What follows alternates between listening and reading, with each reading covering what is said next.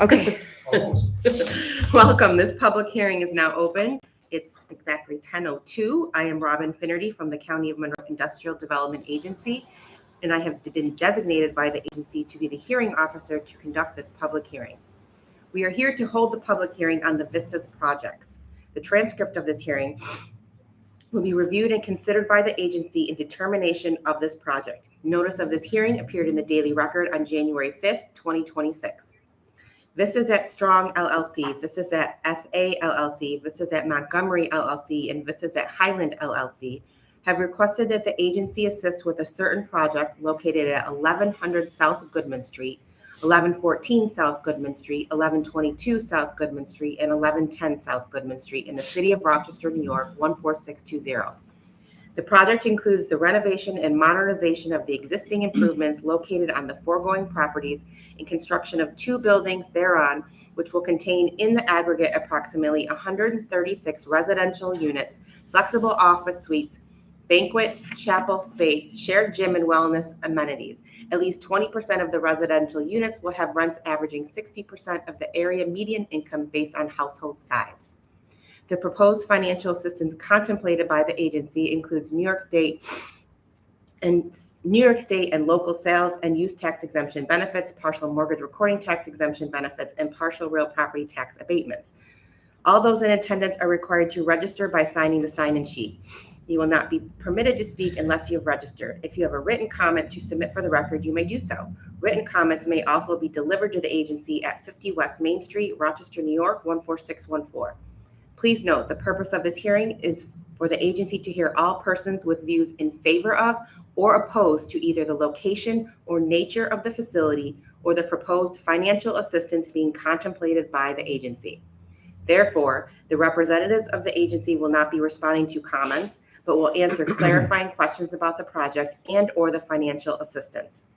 If anyone is interested in making a comment, please raise your hand, state your name and address. If you're representing a company, please identify the company. I request that speakers keep comments to 3 minutes. So at this time, we'll ask, actually, I'm sorry, I need to grab my nose is running. I need to grab is there a napkin? I'll go get you. Robert Thompson. There's no presentation by the, we just base it off the application. Yeah. Thank you. I do have some written comments to, We can. okay, and I'll give you that. I'll start by saying, my name is Bob Thompson. I reside at 1068 Goodman Street South and share a property line with the campus. Before I begin, I'd like to share a bit of my professional background. For over 25 years, I worked in real estate, first as a licensed real estate broker, then as an underwriter, construction lending manager, and national training manager for GMAC Mortgage. Real estate finance is not foreign to me. For full disclosure, I will say I'm one of a group of approximately 40 neighbors who oppose the rezoning of this project. We are unsuccessful in our efforts, including losing a lawsuit in May of 2020. There remains zoning concerns. However, my attention today addresses the pilot application. Although the applicant has owned the property for over 6 years, there have been very few improvements made to the site. This is not due to the neighbors objecting. In fact, neighbors have generally been happy that the Genesee Community Charter School moved into Strong Hall a couple of years ago. It's my belief that the applicant waited to proceed until a historic preservation application was approved by the New York State Historic Preservation Office, SHPO, and registered with the National Park Service. That only recently happened. I have no objection to him applying for this designation as it takes and taking tax credits for it, particularly because long-term it will protect the property. Any delays were due to his decision not to move forward. This application involves 4 projects, all aggregated into one. To fairly evaluate each facet of the redevelopment project and the risk involved, a separate application should be made for each parcel. That would allow for accurate accounting and management of pilot funds. Allowing 4 projects to be wrapped into one application means that if one part of the project fails, they all fail. That is an unnecessary risk and inappropriate, as the parcels are already separate with unique tax ID numbers and each held under a different LLC. Upon reviewing the available information on the application, I see too many omissions and errors to provide either an acceptable level of risk or a way to even accurately evaluate the application. It is very difficult to determine the true benefits to the community or to justify the loss of tax revenue to Monroe County and the city of Rochester. I then detail a number of concerns. There's approximately 10 pages of concerns. Should I go through each and every one? Or You should. Your time is running out. Just so you know that you're more than welcome to submit written statements, which will be included with the actual. I will submit the detail of my concerns. Okay. Okay. And I guess I'll leave it at that. Okay, great. And that will all be presented to the board. Yep.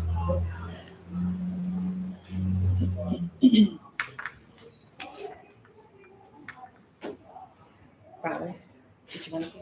I like your name. Y or I? I. Okay. My name is. Stand over here. Does it matter where it's- Nope, you're good there, yeah. Okay. My name is Robin Fisher, and I live at 45 Highland This one, I need Parkway. to.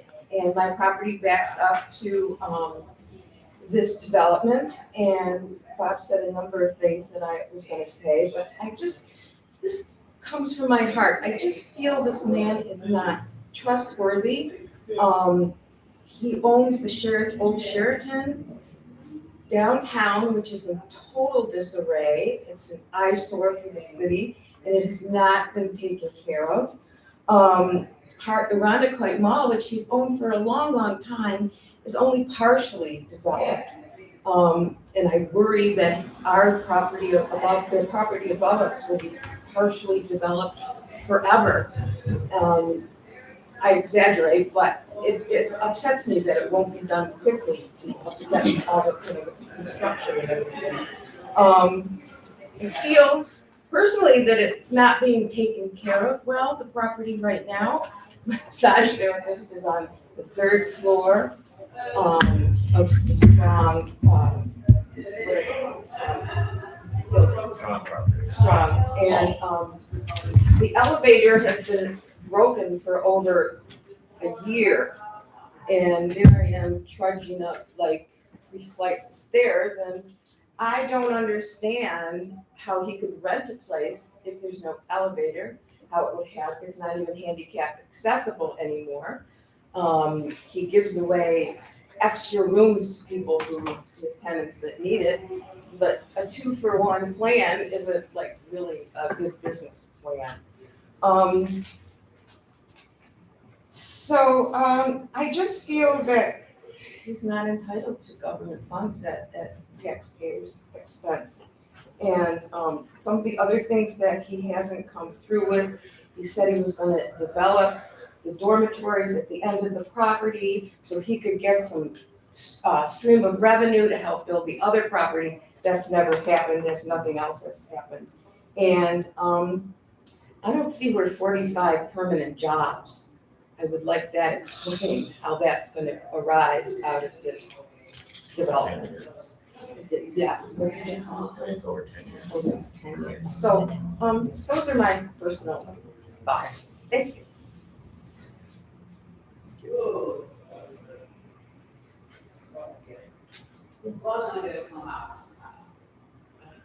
Peter, did you want to speak? I'm, Oh, yeah. yes, but not yet. Oh, okay. All right. Well, Unless everybody's done. everybody else has spoken. Well. So take your time. Thanks to snow. You can take a minute if you need one. I mean, all I was gonna say, You can stand up and just come a Yeah, little closer that's so we fine. can make sure to get it on the. hi. Thanks to snow. I'm a resident of the Strong building as well. I read over the brief bit in regards to this. I know that this meeting is much more about the funding. I also live about a block into Brighton from the property as well. So I've seen the castle on the hill for 30 years. I've owned my property that long. I'm on the 2nd floor I also have concerns in regards to the elevator. I actually deal a little bit with the tenant email list. So, my concerns in regards to the funding aspect of it is I think it needs to be a little bit more clear in regards to with the way some of the spending is. Obviously, we have a number of small businesses. My office is there in the building. It was briefly mentioned in regards to how the building itself was going to be changed so that it had offices, gym, banquet, etc. I've seen Monroe's go in, come out. I've been a tenant there for about 3 years, so I've seen those fluctuations as it's been. My main concern in regards to that for the funding has to do with the capital improvements on the building for the facilities because they're just not present right now. Luckily for myself, it's usually just myself and one other guest. We're able-bodied, but that hasn't been the case for the building for quite some time. And we're watching parts of it fall apart. Literally, there's ceiling parts that are coming down that I've had to say, hey, what's going on? And we haven't gotten a response. I understand that we may not have gotten a response to some regard because he's waiting to see what the funding is here and how that changes things. More, I understand that. Getting word back would be nice. So again, more understanding of that would be great. In regards to funding of the residential properties, aspects of it, I'm realistic and practical in that. I personally would prefer the properties be done correctly so that it doesn't impact the traffic patterns of the surrounding neighborhood. If it's off of Goodman, that makes much more sense. Driveways and everything haven't quite been safe for roads, for cars for a minute because of the potholes that are there. So again, what's it being spent on? I think should be threshed out a little bit more than it has been right now. I don't have an issue necessarily, given that, with that there's some spending that may be done on that regard. That's kind of my thoughts in a nutshell, if it were, to let people know. So. Fine.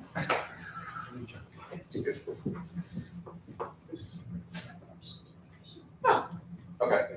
Give me a shot. Yeah.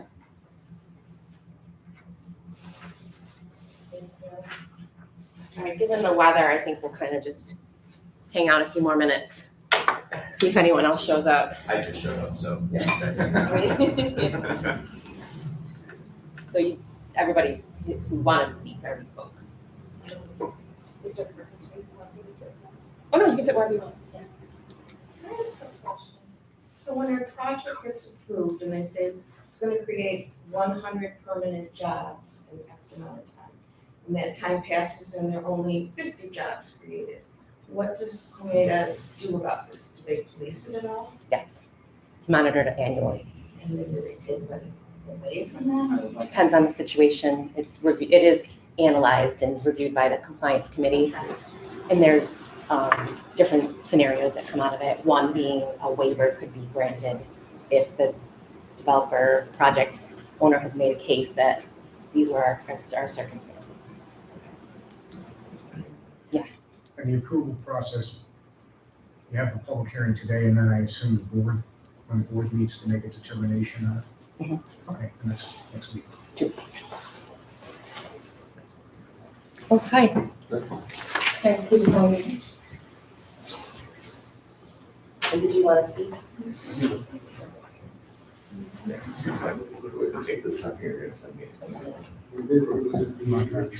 Yeah, and No. Bob, he spoke.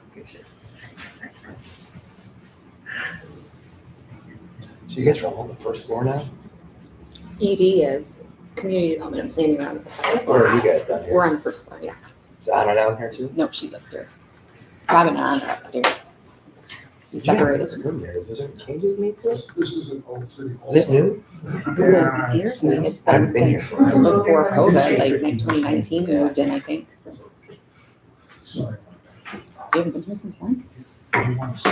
I mean, it I was came old. when I came down and spoke with Anna when she first was appointed as the executive. Yeah, it was director. like that. This So that was probably, Yeah. that's probably the last time. Yeah, this used to be like a big giant vestibule with like indoor Yes. plants and, We actually, I think, met upstairs in a smaller room. yeah, I can see that. Yeah, it's probably been since then, since I've been down there.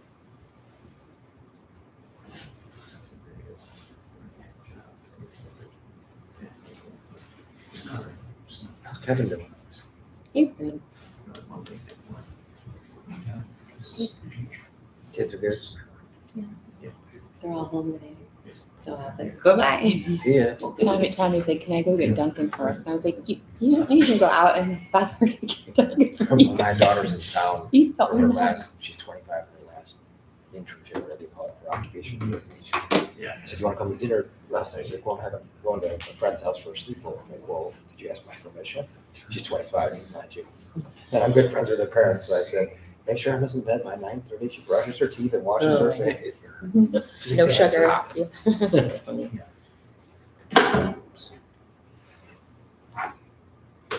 Like I said, else I didn't know we were supposed to get this. Well, they didn't know, but they were like, Is it a big effect or is it just, At first it wasn't, but then it's gonna turn into. we're supposed to get more? Can I make a quick add-on? Yeah. This is Peter for the recording. Yeah. Some of the conversation I just overheard just reminded me of this in regards to a concern long-term that I have is the planning of Strong Hall. Again, focusing on that just because that's where the majority of the businesses are right now. The rehabilitation of that space, again, is needed. But I think a well-explained plan to not only the board, but also in regards to the tenants would be really helpful. Having been there for 3 years, I've seen changes of allocation of spaces, and sometimes that's sudden. Sometimes that's without any warning or with very little warning to the tenants necessarily. I've been lucky that my spot is in an odd area on the first, second floor, however you want to look at it. So it's not really needed for other allocations. I understand other businesses and organizations needing space and expanding as need be, but having a plan in place, timeline in place of this is how many spaces are needed for this year. This is how many spaces we're going to have next year. This is how long you may have your office. May be helpful. My business, we've got headquarters in 3 countries, and my office is there on the satellite.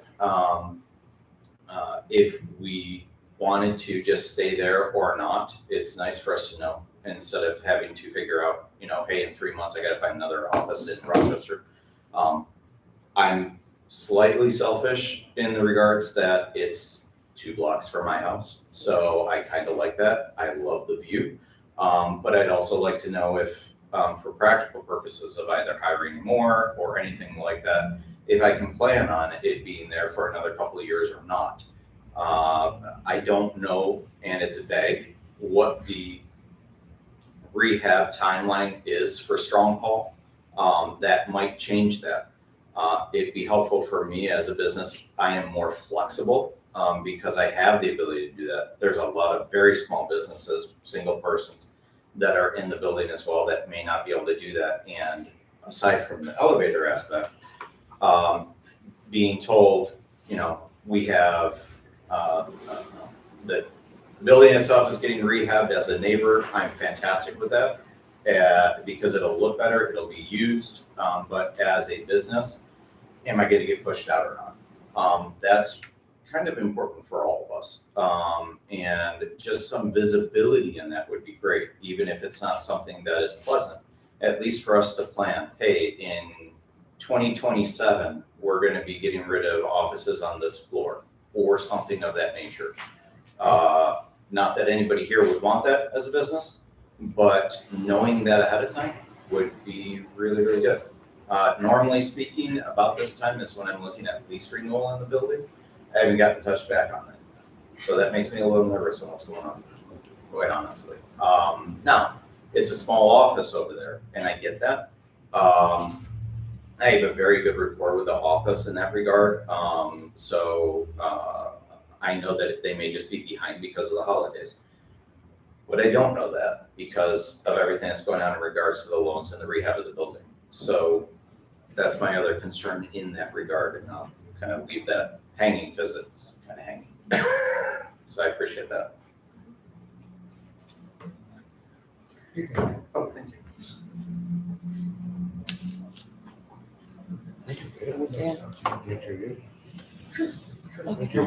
All right, last call. Otherwise, we're gonna shut this public hearing. Going once, going twice. So, Sold. Okay, closing this public hearing at 10:23.